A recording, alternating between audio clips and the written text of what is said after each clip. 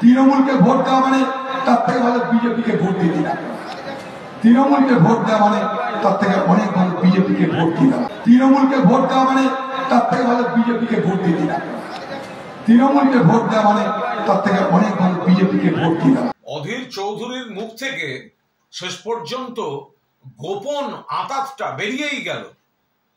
অধীর চৌধুরী বলছেন ভোট দিন বিজেপিকে। আমরা যেটা বারবার বলে এসেছি, বিজেপির দুই ভাই সিপিএম আর অধীর চৌধুরীর কংগ্রেস আই, অর্থাৎ বিজেপি যেটা তৃণমূলকে একা লড়তে পারে না, সেটা এই কংগ্রেস সিপিএম এদেরকে একটা ভোট দেওয়া মানে বিজেপিকে হাত শক্তিশালী করা। এ কাজ করবেন না।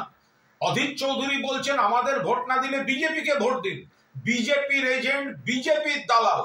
কোন অবস্থায় কংগ্রেস সিপিএম কে একটা ভোট দেবেন না। তার কারণ হচ্ছে আপনি কংগ্রেস সিপিএম কে একটা ভোট দিলে ঘুরিয়ে সেটা বিজেপির লাভ। বিজেপির হয়ে এই অধীর চৌধুরী, মোহাম্মদ সেলিমরা বাজারে ঘুরে বেড়াচ্ছেন। মাননীয় মুখ্যমন্ত্রী নরেন্দ্র মোদীর এজেন্ডা বাংলায় ফুলফিল করতে চাইছেন, অধীর চৌধুরীর মুখকে বন্ধ করতে চাইছেন, কিন্তু সেটা তো সম্ভব না। মানুষের হৃদয়ে অধীর চৌধুরী, ফলে আগে পরের অংশ কেটে দিয়ে ডক্টর করে এই ঘৃণ্য নোংরা চক্রান্তের আমরা তীব্র ধিক্কার জানাচ্ছি। তৃণমূল আসলে ভয় পেয়েছে মানুষের রায় তাদের পক্ষে আর যাচ্ছে না বলে তারা এইসব খেলায় নেমেছে। এই বেশি সাস্টেন করবে নোংরা খেলা।